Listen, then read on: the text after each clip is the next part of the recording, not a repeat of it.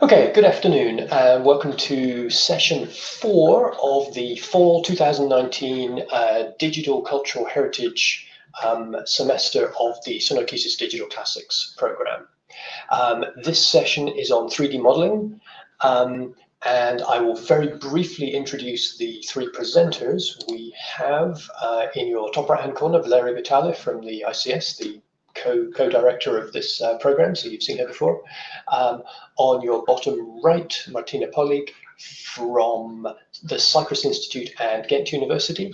And on your bottom left, Chiara Piccoli from Amsterdam and Leiden universities. Just very quick note, if you're watching this live on YouTube, you will see a live chat box on your, just to the right of the screen. Please do feel free to leave comments there in the live chat. Not just feel free, please do leave comments there in the live chat. Say hi, let us know you're there. And especially at the end when we break for some discussion, we really value your comments and questions at that point. So hope to see your comments there and we'll respond to them.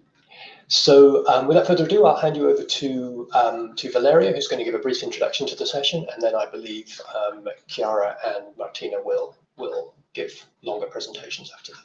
But Valeria, go ahead.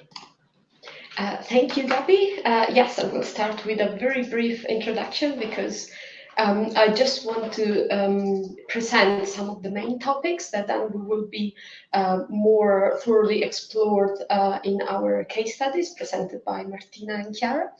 And I want to start with let's say a few words about why we should use 3D modeling, why we should use 3D technologies, which is, these questions, why, just the BW is the kind of mantra that we kept, repeating last year at the beginning of each class, because I thought that it was useful, to always ask ourselves, why are we using a technology just because we can, or should we use it when it is actually meaningful, when it is the best possible approach for our research question. And I think that this awareness is particularly relevant when we are talking about technologies like 3D modeling, which have a sort of allure. They are aesthetically pleasing, they're fascinating.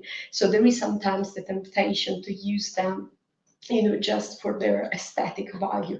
But I hope that our case studies will give you a taste of how much more there can be in the use of 3D modeling in humanities research, in culture heritage research. And a very, very common idea about 3D models, if you ask the vast majority of humanities researchers what they think 3D modeling is for, they would probably answer that it is for a communication purpose. It is to make something clearer to the general public.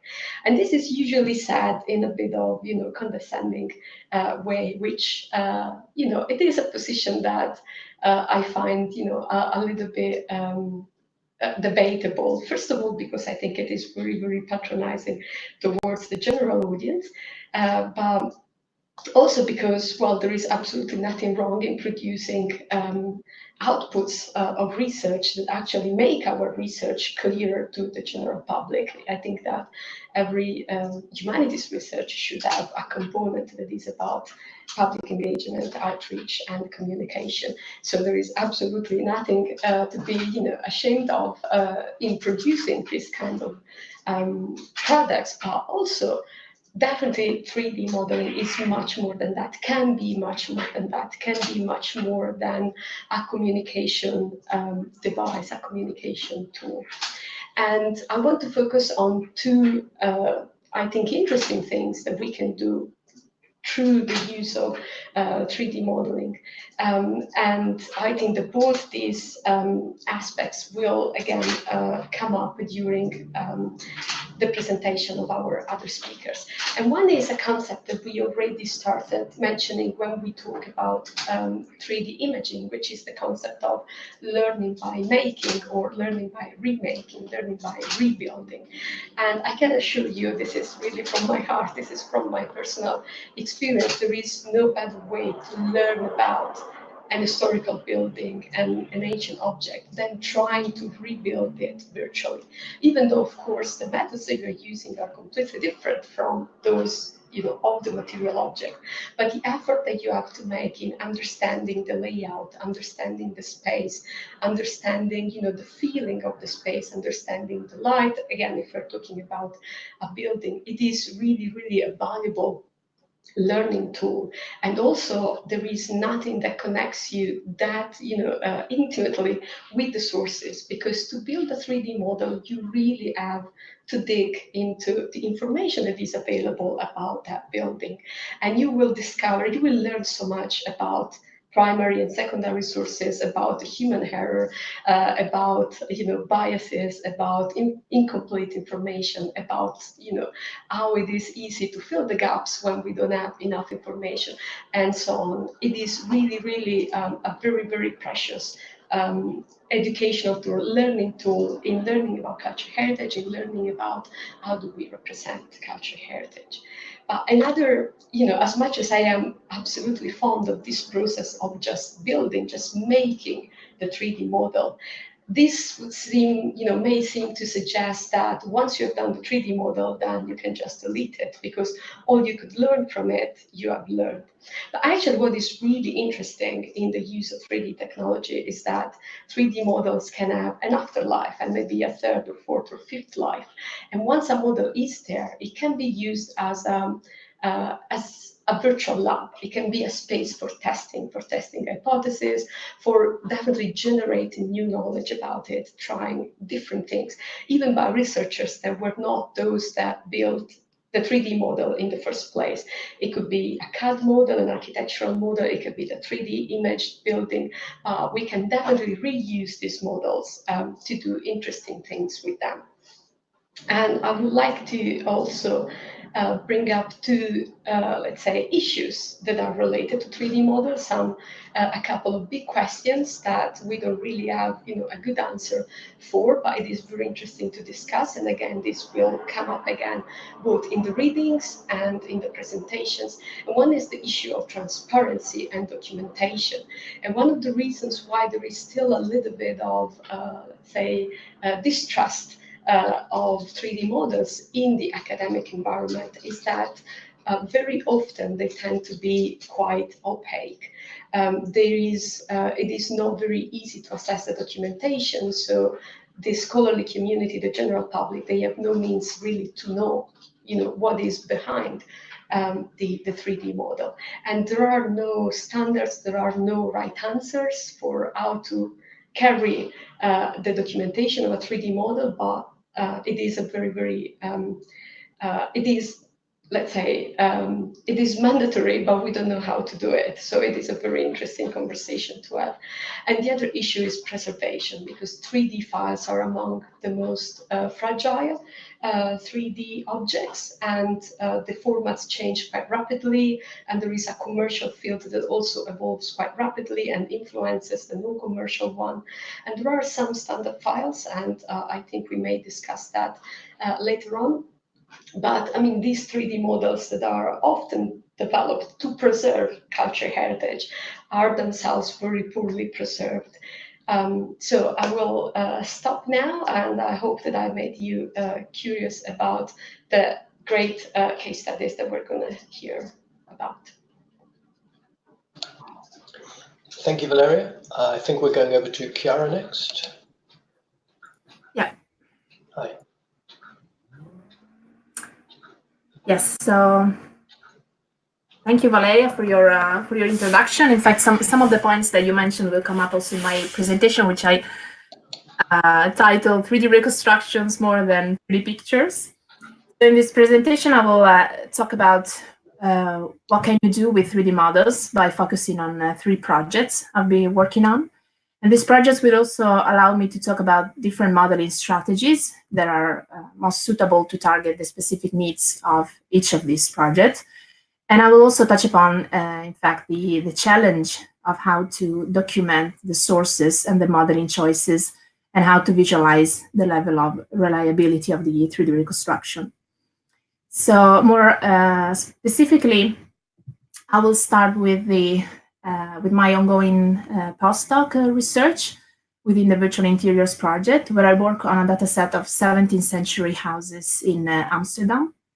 The modeling strategies that I use in this project are manual modeling and reality-based modeling. And in both cases, I'm using free and open source software packages such as Blender and Matchroom.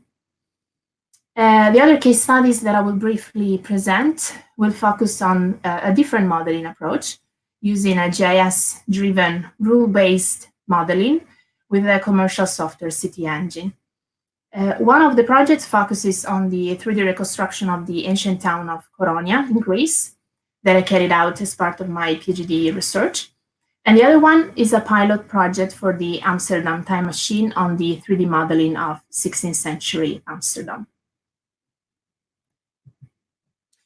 So let's start with the Virtual Interiors project. The Virtual Interiors project investigates the production and consumption of cultural industries in the Dutch Golden Age and aims to create a virtual research environment demonstrator that brings together the GIS maps, the 3D models, and the underlying data. So also a new way to publishing and preserving these 3D assets. I invite you to read more about the various components of the project and also the people and the institutions involved on our website that I put in this slide. And also you can follow us on Twitter if you like to be updated. The purpose of my research within the virtual interiors is to zoom in into how individuals created, used, displayed, and experienced cultural goods in their homes over time to recontextualize the house of assemblage in its spatial context of use. And to do so, I'm creating 3D models of a selection of interiors, as I will better explain later on. In this project, I'm also documenting and visualizing the degree of uncertainty in the proposed 3D reconstruction. And as a first case study, I'm focusing on the house of Pieter de Graaf and Jacoba Bicker on the Herengracht 573 in Amsterdam. Both were members of very influential families in the political scene in Amsterdam at the time, and we know that Pieter de Graaf owned a large collection of paintings and books. In this slide, you can see their portraits and also their house. So on the left, in its current state, and nowadays it houses the Museum of Bags and Purses. And on the right, in an 18th century drawing, which gives us an idea about the original facade, and in particular, the access on the first floor via a flight of steps. The reason why we chose to focus on this particular house as a first case study is that there is a very detailed probate inventory which listed the household properties after de Graaf's death in 1707. And here you can see it in this picture on the left of your screen. And in this document, furniture, paintings, and other objects are documented room by room and with values. And moreover, I can also rely on the information contained in de Graaf's diary to the right of the slide, in which he recorded some of the construction works in his house, contacts he had with artists, and commissions of paintings, and books also that he lent, borrowed, or bought. So this is an exceptional source of high interest for the purpose of this project. Regarding the method, I made a couple of slides to give you an idea about the workflows. So I first research what are the objects, pieces of furniture that best match the items listed in the inventory. And then I proceed with the manual modeling. Here you can see one of the models I'm working on to make them ready to be used also outside the software environment where I created them. And also, in this case, the other type of workflow, the reality-based modeling, starting from a set of pictures of the objects and followed in most cases also by hand modeling and a mesh optimization phase to decrease the size of the resulting 3D model. Due to the time constraint of this presentation, I won't go into much detail about the modeling process, but I would like to show you some of the work I'm currently doing on the so-called voorhuis, so the entrance hall of this house. Here you can see the current state of this room. There is a large window in the position where originally the front door used to be. and also a portal connecting the space to the back of the house. From some passages in the diary, we can extract information about what the floor looked like. So we know that the Graf bought a total of 20.5 Swedish red tiles, so 2 feet size, so about 56 centimeters, to be used as bands in the forehouse floor. And from other passages, we know that he bought a large number of white Italian marble tiles for the floors of the forehouse and also the adjacent rooms. So it has been possible to identify the Swedish red tiles that the Graf mentions as the red Öland stone, which is indeed imported from the island of Öland, just off the southeast coast of Sweden. And by reworking this data in a real-world measurement 3D model, I could try out different arrangement of the floor tiles. So what I'm showing you in this slide is the one that looks more likely, since it matches, first of all, the number of red tiles there was that the Graf said that it was used in this, they were used on this floor, and also mirrors the structure of the coffered ceiling, as it was in fact at the fashion of the time. And it allows also the most efficient laying down of tiles. The other example that I like to show you relates to the reconstruction of the wall decorations and the furniture in this room, for which again the inventory and the diary gives us some complementary information. We know, for example, that the walls of the entrance hall were occupied by grisaille, so paintings executed entirely in shades of gray, specifically 4 oval niches and 6 smaller ones on the upper parts of the walls, as the Graf in fact records in its diary. And in this slide, you can see the section in the inventory listing the objects in the forehouse. For example, there was a map of the family's possessions in the area of South Postbrook, a map of Amsterdam, 2 tables, a wooden bench, etc. So by reconstructing the route taken by the notary and his clerk while recording the objects, we know where they entered the room. Since in the list there is also a curtain, we know that this curtain must have been on the window on top of the door entrance. So we have an additional anchor point in space to place the objects.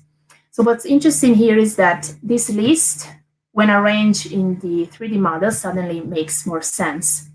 So if we look at the view that visitors would have when entering the house, they would have had in front of them the map of the family's possessions in South Postbrook, so on top of this door, the map of Amsterdam, and the 2 plaster portraits, which are now at the bottom of the list, and for which I propose the identification of the Graf's parents, based again on the information from the diary.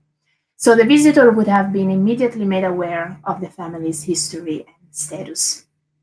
Moreover, we can see that when placed in the 3D model, the 2 tables that are now listed a couple of objects apart were in fact actually facing each other, which gives again a sense of symmetry to the disposition of objects, again corresponding to the fashion of the time. So what I wanted to show you with these examples is that the creation of the 3D model allows us to make sense of the available data in a way that otherwise would not have been possible. And the translation of the textual information into a visual representation enables the detection of spatial correlations and strategic placement of objects, which were not evident from the textual sources alone. However, the process of translating a written description of objects, as we have in the inventory, into a visual 3D model is not devoid of complexity and uncertainty. So in the image I presented you in this slide, there are still some open questions, some identification that are more reliable than others. So for example, I have no information on the door frames, so I have to rely on comparisons from other contexts to infer their appearance. And there is still much ongoing discussion about what would have been the look of this room. So this regard, I would like to thank Gabriel van Tussenbroek for his comments and the advice during this research. So because of this various level of reliability of the 3D reconstruction, I'm documenting the choices I make and the sources I use for the reconstruction through a series of relational databases and written reports. And in these slides, you can see a part of the database that I'm creating, where I included a confidence index, both for each individual objects, so you can see here, and their location. And there's also a link to the AAT, the Art and Architecture Thesaurus, part of the Getty vocabularies, to prepare this data set to be used as linked data. The confidence index translates into a color-coded scheme which visualizes the degree of uncertainty directly in the 3D model.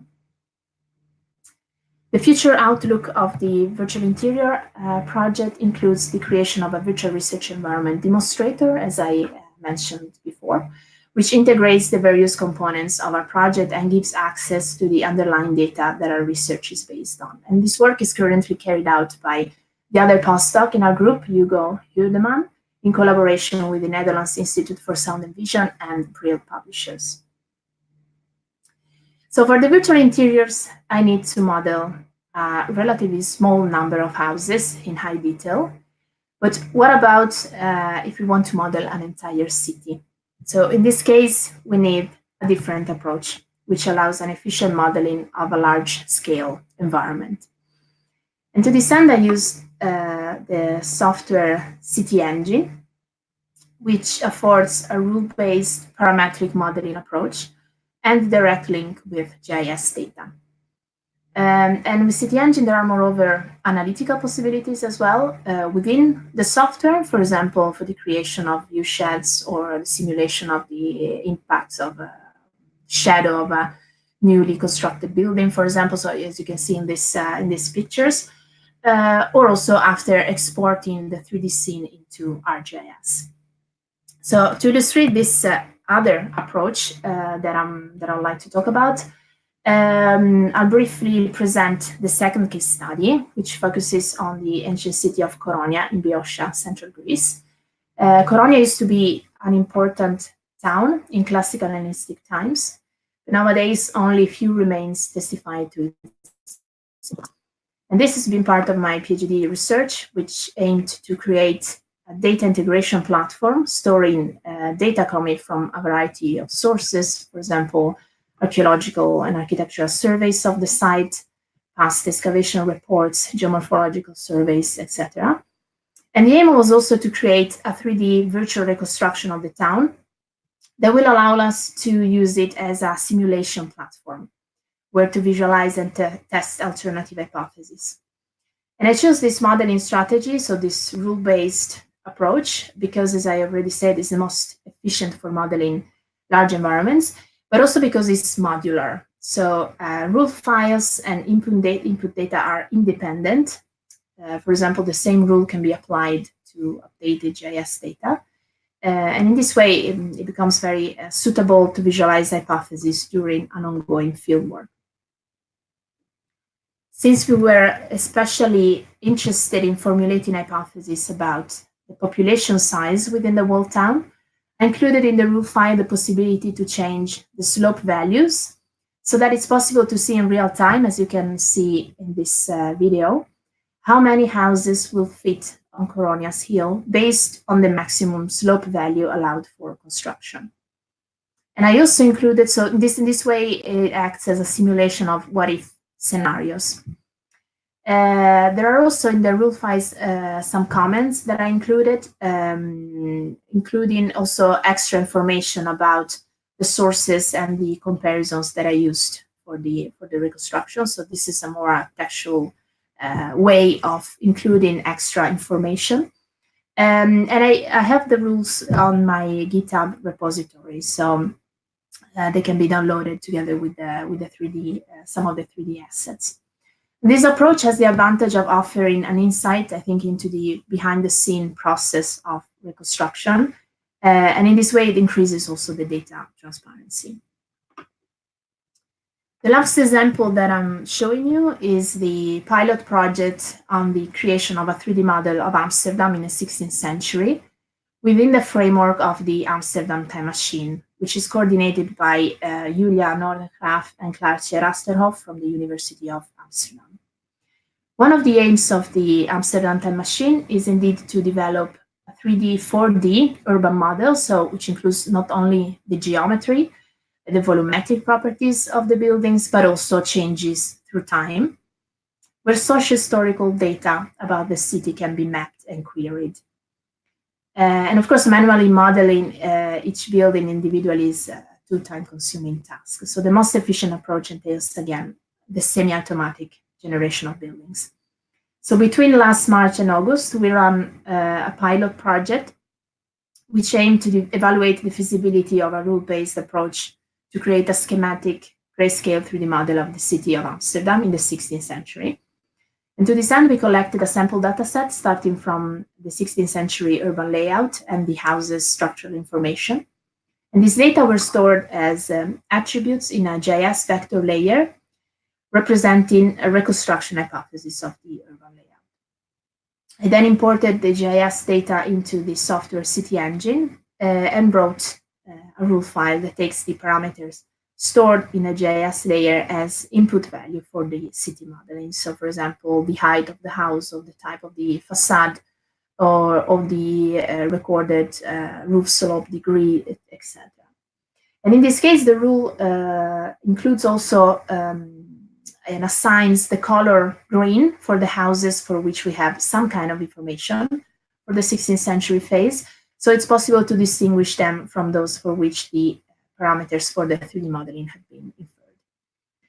I also imported a couple of manually modeled buildings, for example, churches. So in this way, this workflow becomes also suitable for including models, 3D models that have been created in different contexts, different situations, different projects, and to act as a sort of a data integration platform again for different urban phases of Amsterdam. So this workflow has proven suitable as it allows a GIS-based data storage, the efficient iterative updating of the 3D scene when new data are available, and in fact, as I said, the integration of manually modeled 3D models created in different software. So I come towards the conclusion of my talk with one slide summarizing the some of my thoughts about 3D reconstructions, and in particular their potential to, for example, be used as tools for analysis and simulation. So going beyond digital illustration, Valeria already mentioned during her introduction, and of course there is nothing wrong to use them as digital illustrations, but we can do, I think, more with them. In fact, for research purposes as well. So they can be used also to account for and to visualize alternative reconstruction hypotheses and changes over time. Be used also as a less intrusive and non-destructive way of visualizing past building phases, as I showed you with the case of the virtual interiors project. To be used also to increase the intellectual transparency in data visualization, so by opening up also the data behind the reconstruction process, and in fact expose the documentation and the reasoning behind the reconstruction. And finally, also, Valeria again touched upon this, this challenge to stimulate the development of stable solutions for accessing, storing, and publishing annotated 3D model. And of course, we need the collaboration of publishers and other institutions that allow also to build up stable platforms to be able to do this.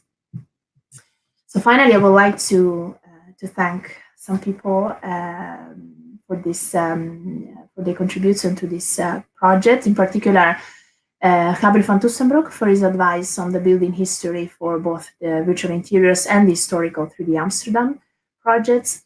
Bart Reuvenkamp for his transcriptions and the archival research for the virtual interiors project, and Stefan Byers for the historical research and GIS mapping for 3D historical Amsterdam. So thank you very much for listening. Thank you, Chiara. I think we hand over next to Martina, who's Can you give another case study? Yes. Okay. So in my part of the lecture, I'm going to talk about a project that illustrates an innovative way of using 3D models for research purposes. And I'm doing this on the topic of a visibility analysis based on visual acuity on the case study of the St. John Cathedral in Nicosia, the capital of Cyprus. And in particular, it's a visibility analysis on the iconographic program of this church. And here on the slide, you also see a close-up of one of the paintings inside the church that we looked at in the study, just to give you an idea on how they look like.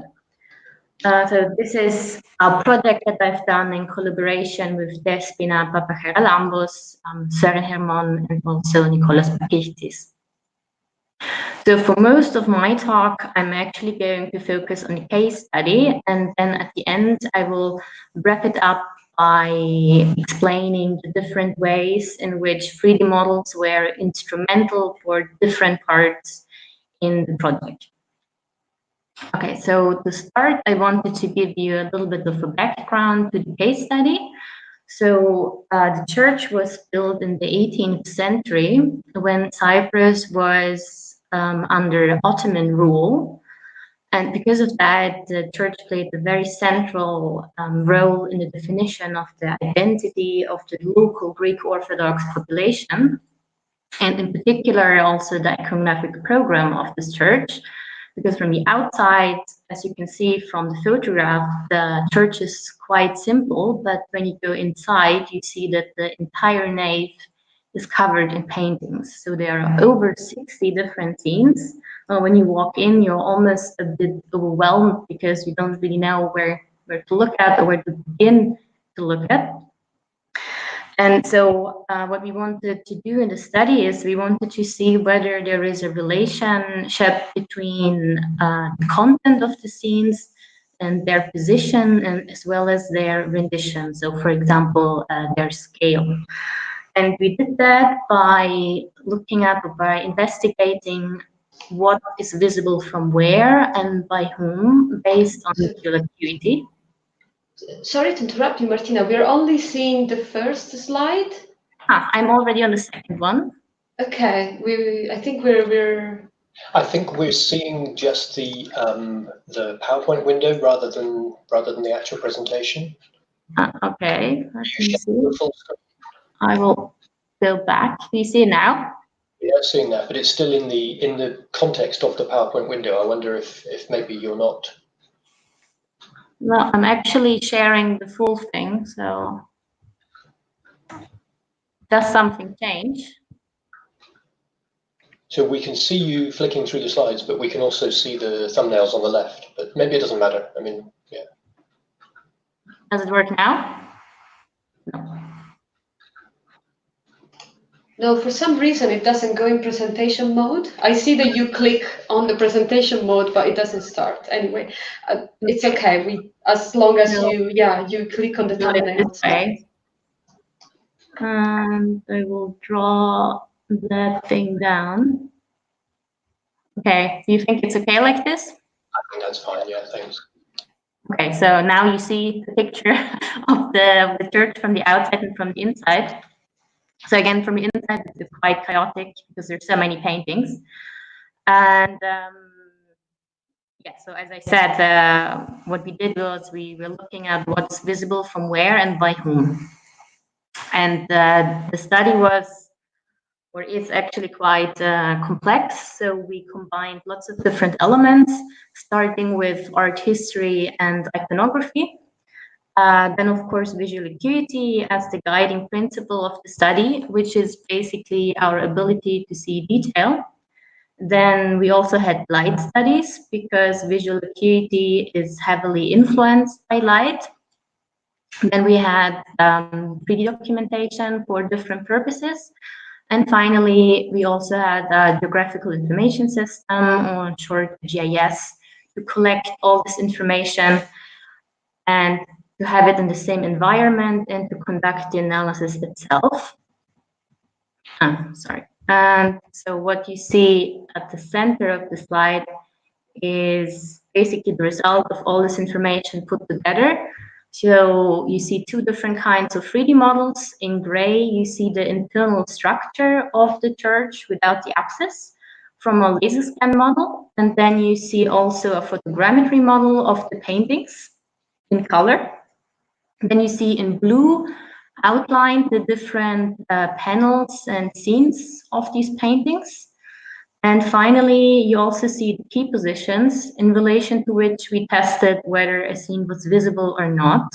And they are placed at the main entrances to the church and along the main axis of the nave. So now I want to explain a little bit better what visual acuity is, because it's not really a term that you come across on a daily basis. So as I said, it is basically our ability to see detail or our clarity of vision. So for instance, if you wear contact lenses or glasses, that means your visual acuity is not is a bit impaired. So it is expressed as a resolved angle, or also called the minimum angle of resolution, in short MAR. And MAR is measured in minutes of arc or arc minutes, which is essentially just a very tiny angle. So 1 arc minute is 1/60th of a degree. So a person with normal vision and under ideal circumstances would be able to see this letter E that you see in the illustration at a 6 meter distance if the width of that stroke is 1.75 millimeters. So we see actually very well. And how does this relate now to visibility studies? So basically, we use this to create a formula that allows us to calculate at what distance object is visible. And we can do that because we can represent this relationship between the object that we're looking at and the viewer as a right angle triangle, where alpha is our minimum angle of resolution. The opposite is the critical detail. So in the example of the letter E, it would be the width of one stroke, because if we don't see the width of each single stroke, we don't recognize that it's an E. It could be any other letter. And the adjacent in our triangle is the distance at which we look at the object. So we know from trigonometry that the tangent of alpha is opposite divided by adjacent. So the detail divided by the distance. So that means if we want to know the distance, we have to divide the detail by the tangents of alpha, or the tangents of MAR in our case. So this formula is actually quite powerful, because it allows us to combine both qualitative and quantitative elements. Detail represents the qualitative element because it essentially captures the influence of the familiarity of a viewer on the task. So what does this mean? When we decide what is the critical detail of something, we have to know what is the meaning of the object we are looking at, first of all, and then who is looking at it. So in the case of our project, we had to consider art history, or the iconography of each single painting, plus we had to determine who are the people that are looking at these paintings and experiencing them. And then when it comes to the tangents of the minimum angle of resolution, that part is quantitative, because we are basically capturing the influence of the environment on our vision.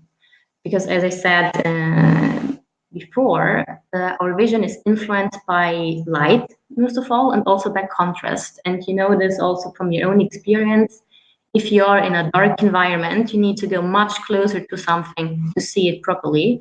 And similarly with contrast, If it's on black and white, you see very well. And if it's low contrast, like dark gray on black, it's much more difficult to see. So we have to consider those factors. We have to consider what is the environment in which a viewing task takes place. So in our context, we have to do light studies inside the church. And we had to combine it with research in optics in order to understand what impact these light values have on the minimum angle of resolution. So in practice, for the detail, we decided that our target groups are, first of all, people that are unfamiliar with orthodox iconography and people who are familiar with orthodox iconography. And there is quite a bit of difference because orthodox iconography is highly standardized. So basically, the composition of a scene doesn't really change, only the style and small details. So for a person who's unfamiliar with it, in order to be able to interpret a scene properly, they have to see how people look at each other, what the gestures are, so they can understand the relationship between the figures in a scene and understand what is the meaning of the scene. So when I determine the critical detail for this scene, I have to measure, in the example of the nativity scene that you see on the screen, the red dots. So basically the width of fingers and the eyes. So I make 5 and 10 measurements for each painting, and then I create the average, and that is then the critical detail measurement for that particular painting.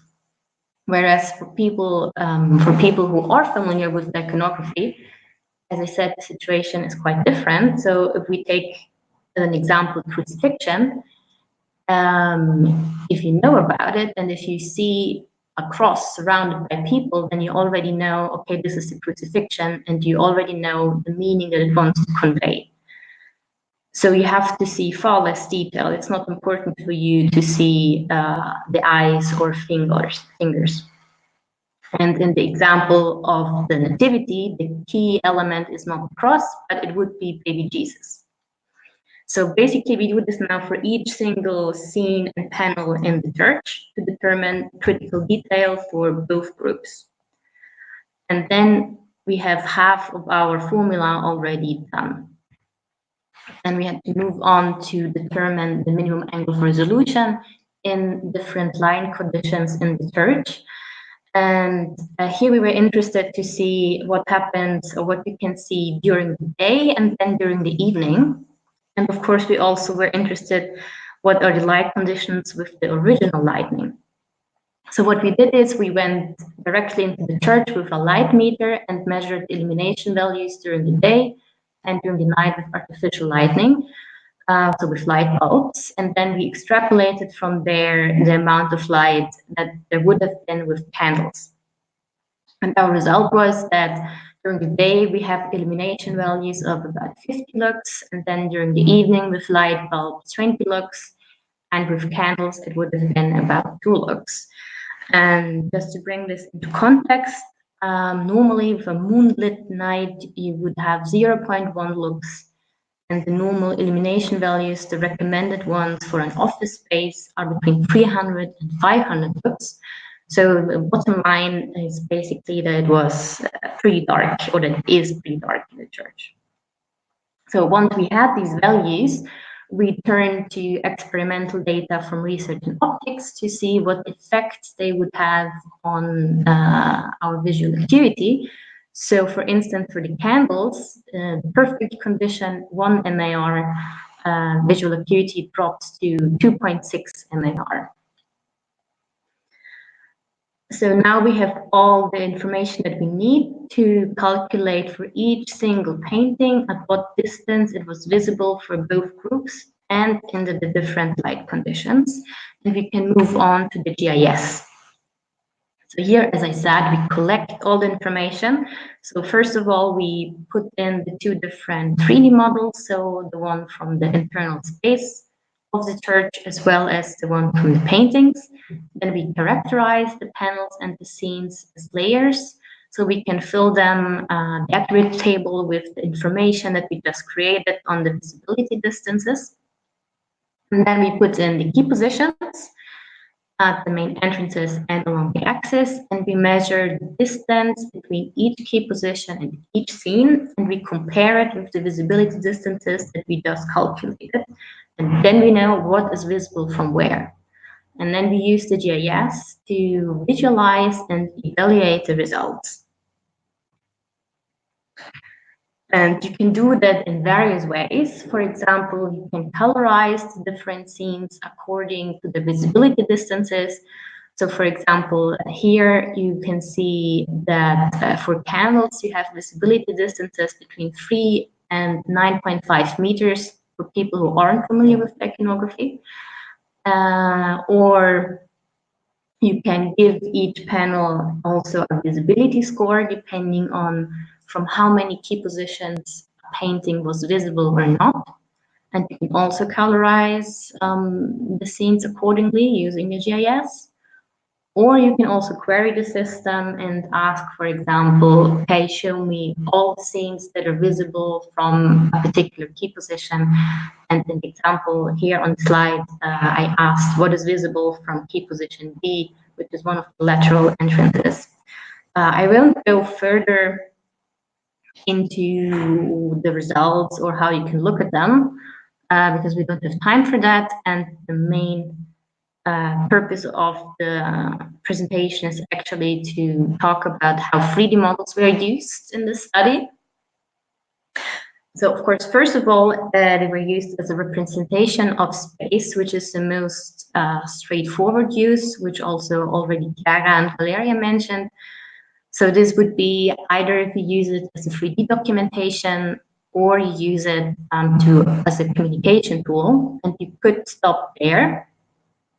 And you have to choose between a reality-based or non-reality-based approach depending on your aims and your research questions.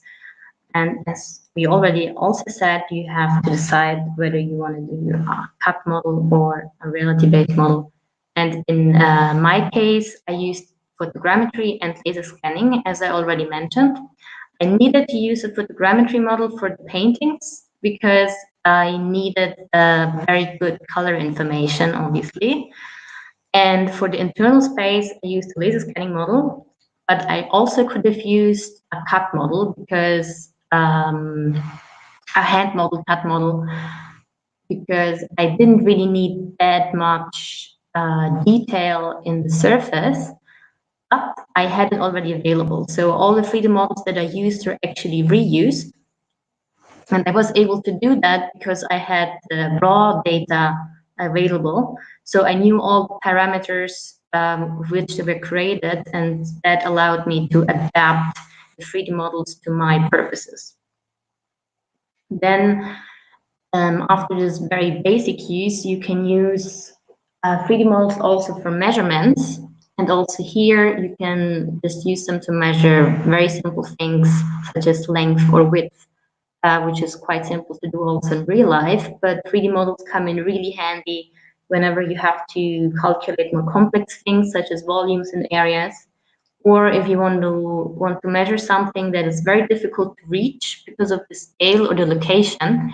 And that was also the case in this project, because I used the photogrammetry model to measure all the critical details, which of course in real life would have been extremely difficult or impossible because most of the critical details were somewhere in the middle of the ceiling. And as you can imagine, in real life, it would have been very difficult to do. And with the 3D model, it was very easy. Just zoom in and measure. And then, of course, we use the 3D models as containers of information. And in our example, I used a geographical information system to do that. But of course, you could also use other kind of softwares, for example, building information modeling softwares, or also various kinds of virtual environments, as we've also seen from Chiara's examples. And finally, you can use them for simulations, for instance, light simulations. In my case study, we didn't have to use it because we had the real building at our disposition. We could just go in and take the measurements. But if you can't do that, it's a very common thing to use 3D models, and in particular cut-based 3D models for light simulations to see the illumination values that were in the past in a building. Or you can also use cut-based 3D models for simulating static and dynamic simulations of forces, which is very often used in engineering, but also in cultural heritage, sometimes, for instance, to see how a building reacts under an earthquake. So this is just an overview. I think the most powerful uses are actually when you combine all these different elements, even though technically you could also use them all separately. And to conclude, I also want to acknowledge some people, and in particular Dante Abate and Martina who allowed me to use your laser scan data of the church when they scanned it on the inside and on the outside with the terrestrial laser scanner. And finally, also Roberto Giorgru, who did the photogrammetry model of the paintings.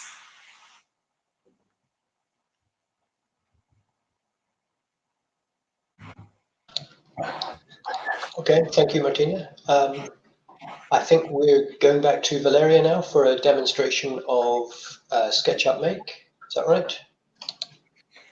Yeah, that is right. I'd like to just quickly thank both Chiara and Martina for the presentation of their case studies. I think they were really, really interesting, very, very spot on for all the issues that we discussed in the previous classes as well.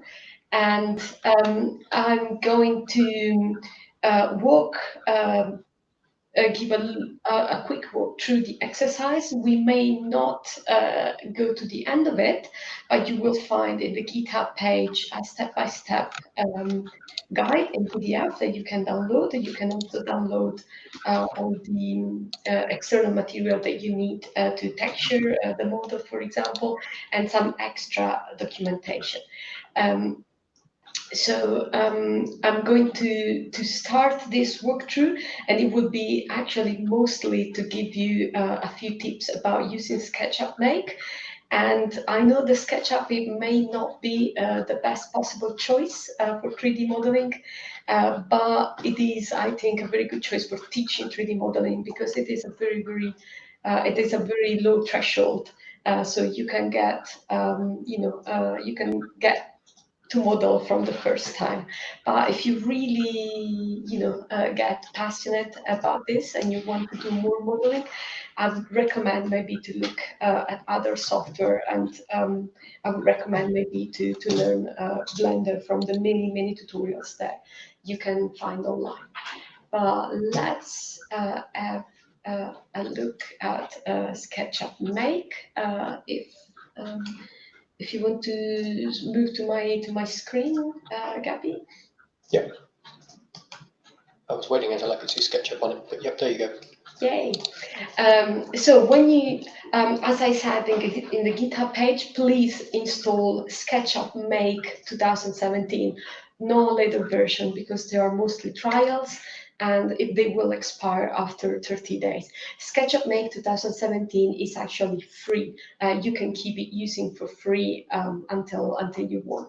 Also, please ignore these offers to free trials, because as I said, they will expire. So please just don't click on any other button here, but just go to choose template. And here from this list, I would recommend simple meters. This is the one that we're going to use. For your own modeling, you can choose others, but this is the one that we're going to use for our tutorial. Okay. Also, don't update anything because you never know what happens. So first thing, let's delete the dude. To select something in SketchUp, you usually just click on it, or circle around it, and then you just hit delete. Okay, now I'm gonna just tell you a couple of things about how to navigate this interface. So I would recommend to use an external mouse if you can, because it makes handling 3D objects and 3D environment much easier.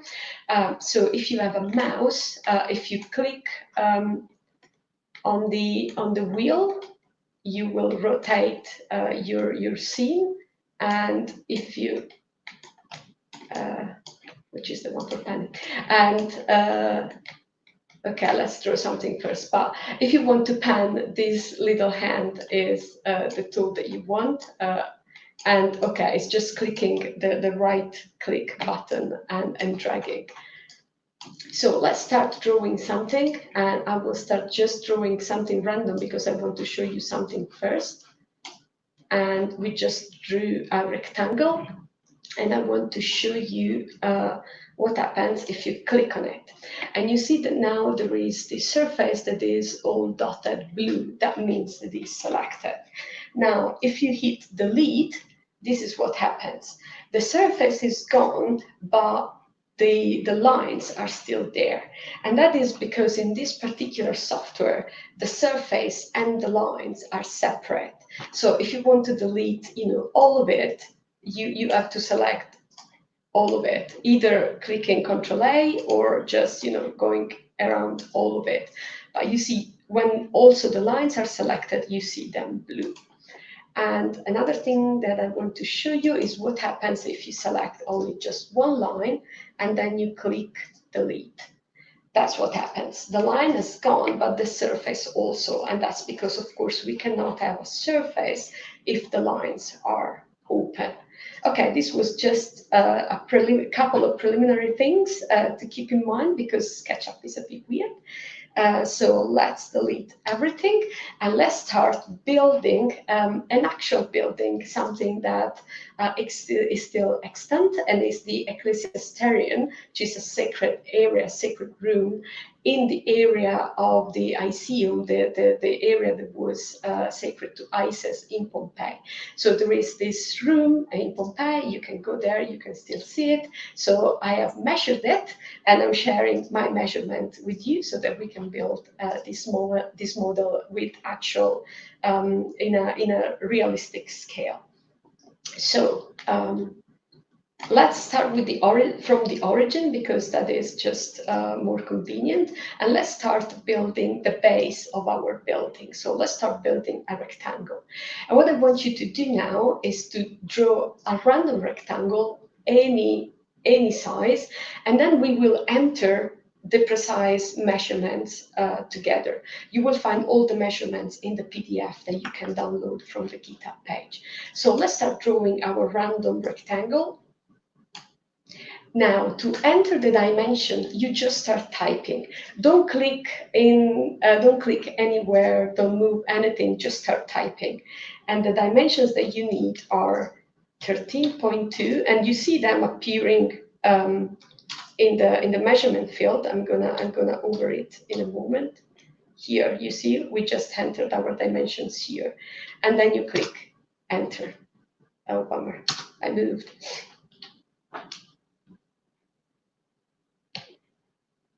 You should never move or touch anything. So it's 13.2, 17.5, and then enter.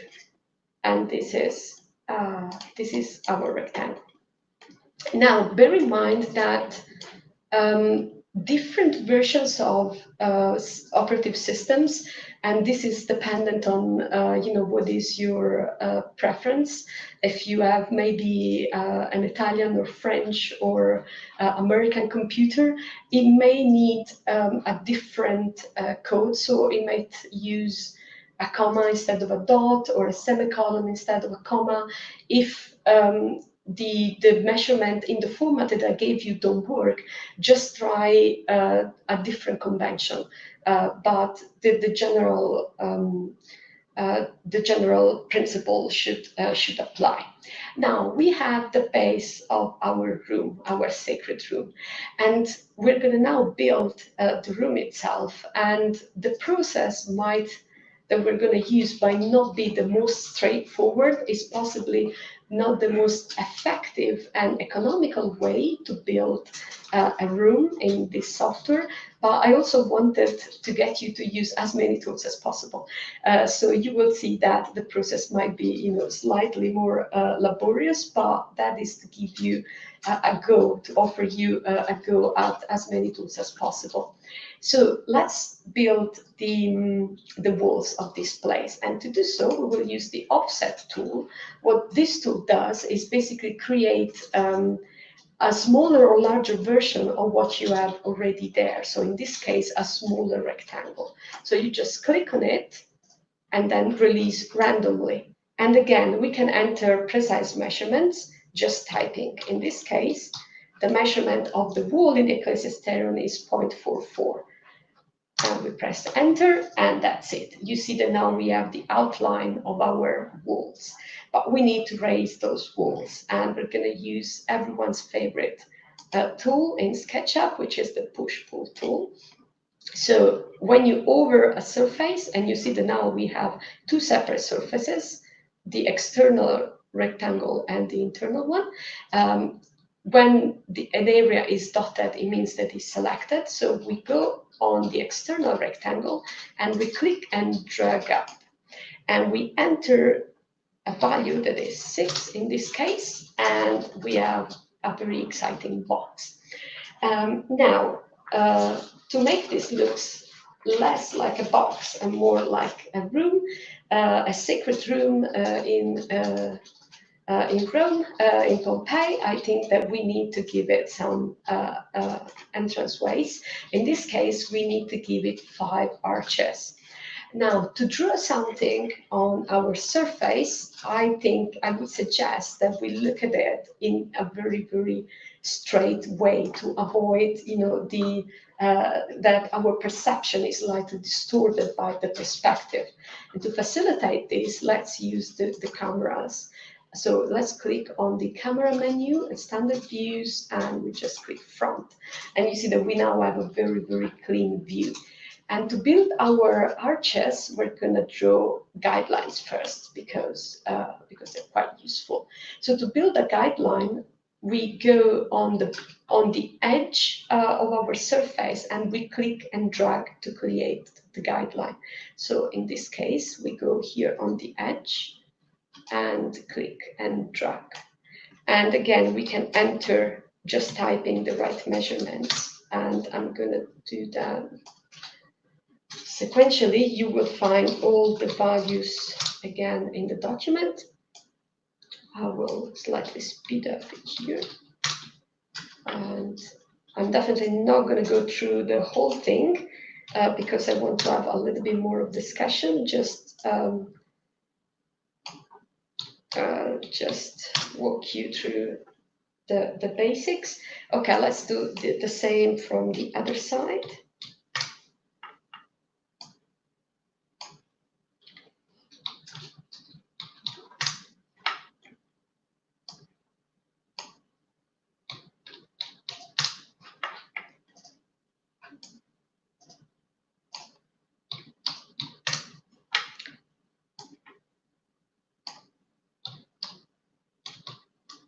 Okay, you can now see the outline of our arches. Let's also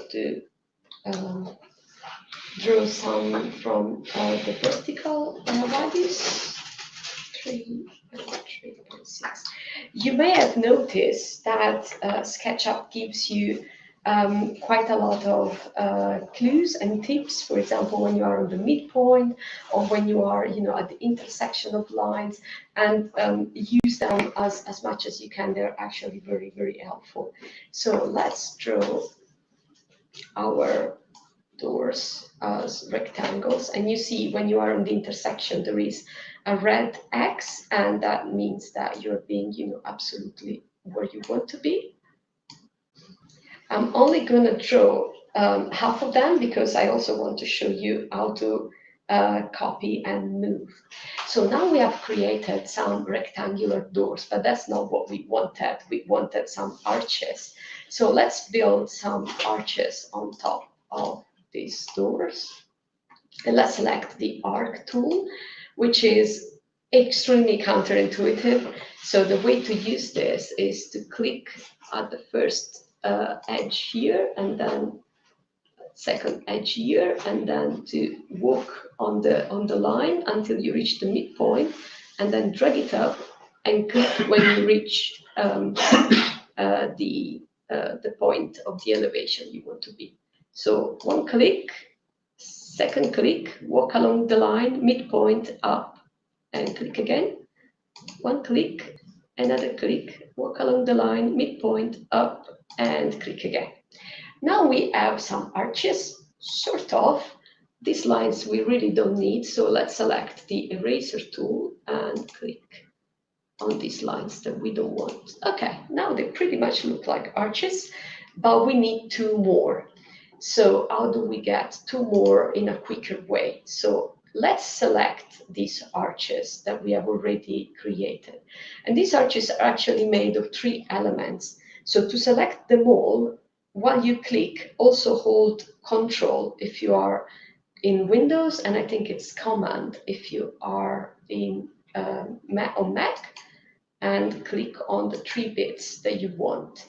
Now select the Move tool, and again, while holding Control or Command, you just move it, and you see that you're moving a copy of it.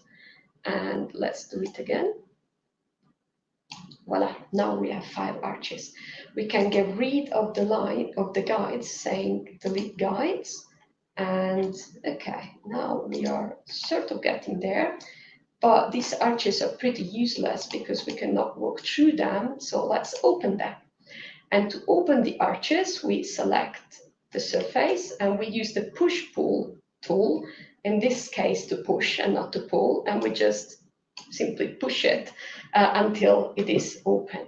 Now, another tip is that if you double click with the same tool that you have already used on another surface, it will reapply the same operation for the same value. So you can simply double click on the other doors and they will all be open.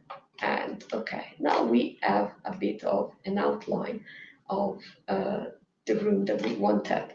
I will just show you how to introduce an image in that, and then I think I might stop. So let's create just a bit of an offset there. Okay, and let's say that we want to texture this bit with an image, and you can use any image, but I made available an image of an historical documentation of the frescoes that used to be there, on top of which I have overlaid pictures of the actual fragments of frescoes that can be seen today in the Museum of Naples, the Archaeological Museum of Naples. So what you do, you go to File, and there is actually an error in the PDF. I noticed it says to go in the Edit menu, but no, it's in the File menu, and then you click Import. And then from this menu, be sure to select all supported images and image, and then select the file that you want. In this case, it's this one for us, and import. And now you see it's basically following you on your pointer, which is kind of cute. So I would suggest that you click at the one of the edges, and then you just bring it to the other edge, and you click again.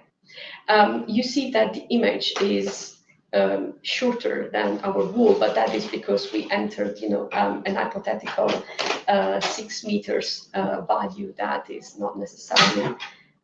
It's definitely higher than the remains of the room that were found in Pompeii during the excavations. And this is a very, very simple and basic model for the moment, but you can already appreciate something about the interaction between the shape of the room and the decoration, and you can see how The archway is actually framed quite nicely. We don't have the other two here, but you will find the file.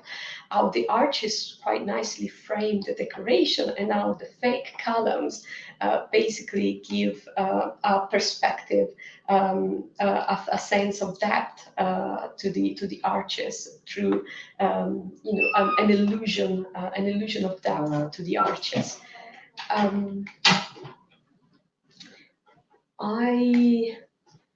What do you think, Abby? Should I stop and leave room for the debate, or get a little bit more on the tutorial? It might be an idea to move to conversation. Yeah. I mean, you can find the entire tutorial in the PDF, as I said, and for the students that are following this in London, we will go through the entire process together during our class. So I would be happier to use this time making the most of our guests and having a bit of discussion.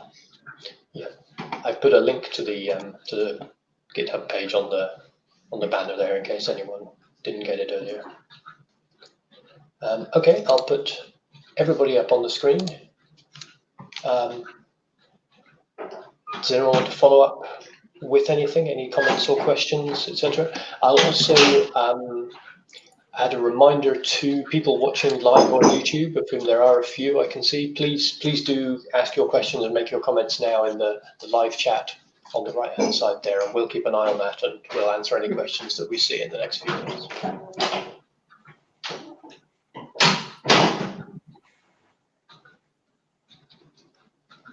Okay, let's say bye to someone that shares the office with me and is a guest, a guest to this conversation.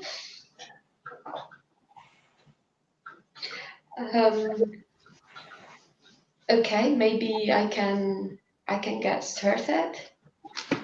I would like to ask Chiara to tell us a little bit more about the set of rules that you applied to the reconstruction of Coronia, and how did you derive the parameters? I mean, were they coming from the architectural remains, from similar cities that were nearby?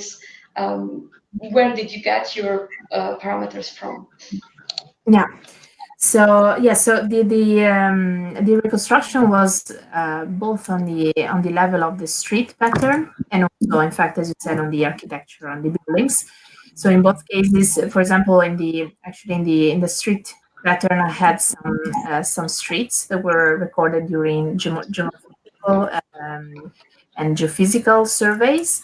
So then from that I could derive some of the width, for example, of the streets, and then compare them to to what we found about the pattern of street network in Greek cities of the period. For the architecture, it was a little bit more problematic because we didn't have that much preserved material, so we had hundreds of scattered blocks, but not really something still standing for the phase that I was working on. So again, I had to rely on some geophysical surveys, which, however, were not very clear in some of the areas.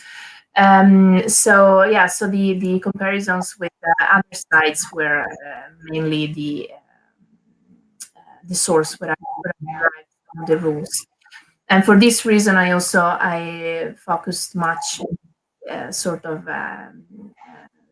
reliability and the fact that including in the rules also the comments, and working a lot also with the parametric modeling approach, so that you can then update, change the values, the numerical values that you want to work with, and also display different hypotheses. So, for example, some houses there could have been like an open porch, and I also included, for example, the possibility to have a small, different types of. So yeah, so then that's basically it. So mostly relying on comparisons from other sites where more excavations have been made. Okay, thank you. Cool. I also was wondering about those rule sets that you talked about, the rule files. And this applies also to Martina's rules for the view sheds and things like that were coded into her internal GIS and so forth. But also for your rule files, Chiara, are they in any kind of open standard, or are they something that are specific to City Engine? Are there anything that those rule files could be taken away and used by anyone else that are comprehensible? And I suppose a related question is, are they also human readable, or are they written in some script that the software only would know how to read? Yeah, so this the way in which City Engine works is it has a specific shape grammar. It's called, so it's the CGA, Computer Generated Architecture Shape Grammar. So the rule files can be visualized. So let's say the geometry that you want to create by writing these rule files can be visualized only in the City Engine environment. But because it's a text-based, yeah, it's like a simple text actually that you write. Then it can be open in whatever word editor, WordPad, whatever you can use to open a normal text file. So that's why I included also the comments, and these are more sort of on a textual as a sort of a narrative based way to write files, so then they can be opened up and read also by people that don't have the software. But actually, for visualizing the geometry, yes, then you need the City Engine, because that's the format and the grammar that works for this software. Yeah, thanks. And similar question to the GIS and Fusion rules that you were using, Martina? Technically, you could use the same thing in other cut softwares as well, just a Blender for the SMAC, something like that, wherever every space where you can put in a 3D model and where you can take measurements would be fine. Only that GIS, it's much more convenient, because you can take lots of measurements simultaneously, and plus it's much more easy to organize your workspace, because you can attach much more non-spatial data with spatial data. And no, go ahead. Yeah, and I mean, I can't do that. I can't create complex layers in a 3ds Max or in a Blender or in AutoCAD, for example.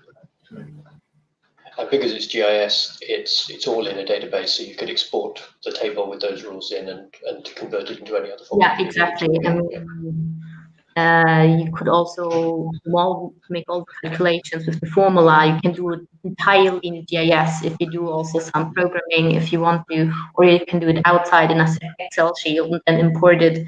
There's various ways to go about it, but I think easiest is if you just stay in the same environment. Personally, but yeah, great, thank you.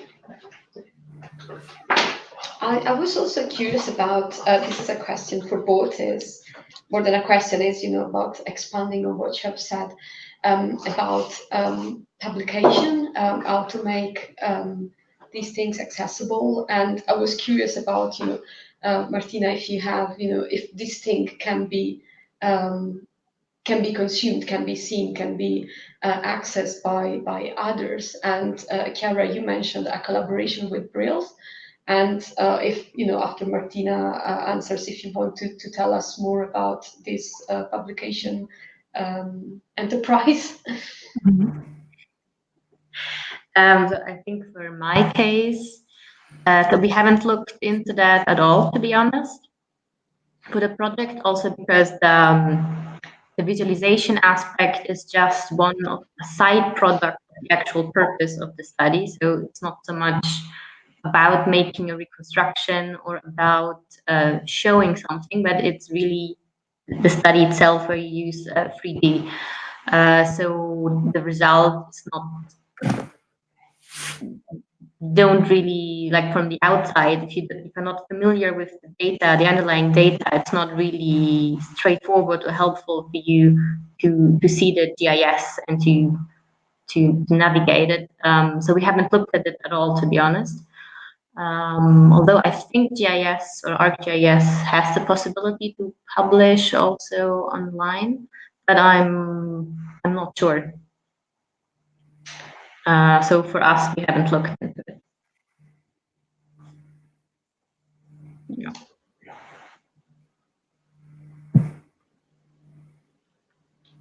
Yeah. So in the case, yeah. So yeah, in the case of the virtual interiors project, it is one of the aims of the project to create a new way of publishing this data. So to find out what could be some solutions to publish 3D models in a annotated way, so annotated with the data that we are collecting. So I think, and that's also what got me. One of the aspects that really got me interested in this project is that from the beginning there is much focus on, okay, let's thinking really before we start how then these 3D models are going to be used. What is sort of the afterlife of these 3D assets? Why, when we finished working with them. And so the technical part of it is the postdoc project of my colleague Hugo Hurdeman. So he's an embedded researcher in the both at the Netherlands Institute for Sound and Vision and publishers. And he started some months ago. So the actual development is still, it's in an early phase, and of course we still need to explore what are the case studies, because now I'm working on one case study, then there will be more. So each of them, and also, for example, in this house now I'm working also on another room, the book, the library, the private library. So I have another type of data sets, much more on the type of books that were in there, and a little bit less on the furniture and decoration. So what I'm doing is also exploring what kind of data. So yeah, I'm working with, and so what are the actual infrastructure that we need to then be able to present this data in them to the 3D model. And one thing that I didn't a bit overlooked in my presentation, but I showed the image of the sort of all the people involved also in the project. There is also the project of a PhD researcher, Sean Lee, who is working on the GIS mapping of industries in Amsterdam. So this type of data, the two-dimensional data, should be in this virtual research environment.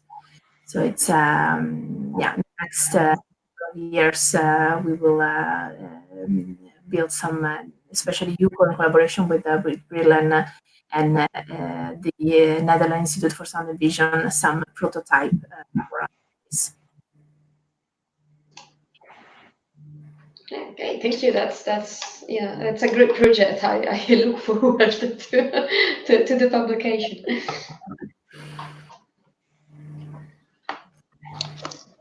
Okay, we still don't seem to have any questions from the audience yet. So, do any of you have any questions or comments for each other? I could also reflect back part of that same question to Valeria, not about your own work, but about the SketchUp workflow that you've talked about. What can you, not to sort of preempt too much the discussion for next week, but what can you do with your 3D model at the end of it? Can you save it? Can you export it? Can you print it? Can you put it into another software? What can you do with it?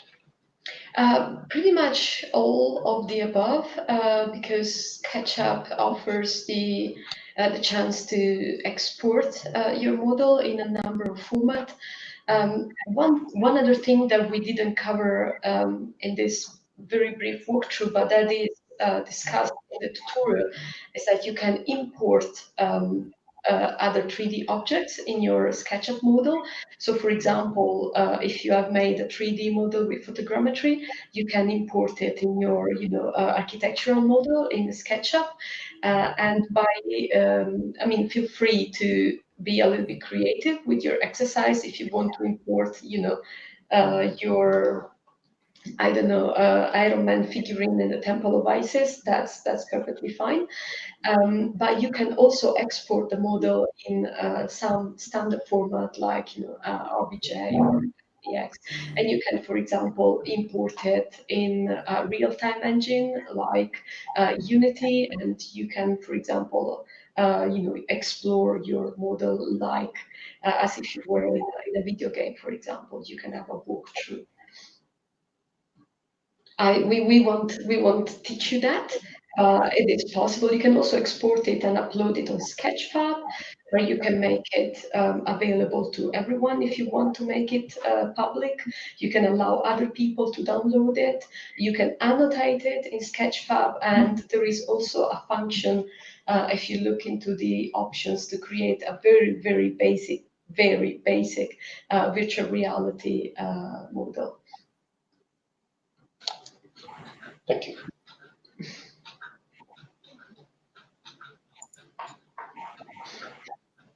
Anyone else want to add or ask anything before we finish? I just wanted to say that I could also really agree with what Valeria said at the very beginning, that when you do 3D reconstructions, and when you do 3D modeling from hand, and it's really also a moment to reason about how building, and to learn so much when doing it. That you really see faults in the systems, how people thought that it would look like, but then you try it out, you actually discover, okay, this would never work. So it's actually a place to think and to reason, and I find it's very interesting. Before you don't do it, it's hard to grasp the potential also from a knowledge-based perspective when you get when you do a 3D reconstruction, which in the end just looks pretty, but the process to get there is actually very informative. Yeah. So I could really resonate with me as well. Even though now I use more reality-based 3D models, but for many aspects, the non-reality-based models are very useful, especially if you want to do more complex simulations, because most of these softwares are not able or not work very well with photogrammetry or laser scan models because they're too complex and too heavy. Which is also something we haven't discussed. Yeah, I also agree very much with that point, and also for me, for example, what I presented in this presentation about the sort of these spatial correlations of the objects, that when you look them on a list, you don't see the patterns, but then if you actually start place them in a 3D model, when you have, of course, a real world environment, and then they make much more sense. So yeah, I think it's very this is a overlooked property of while creating some 3D models, but I think it's really interesting, and also the fact that actually students, for example, in archaeology, are trained to use these tools themselves, so then they can be the one that actually help and make their own hypothesis, and so it becomes a tool that is much more like a laboratory to work with, really a tool to work with, and not just a presentation at the end of the research, like an afterthought. So yeah, let's do some 3D models for a publication or something.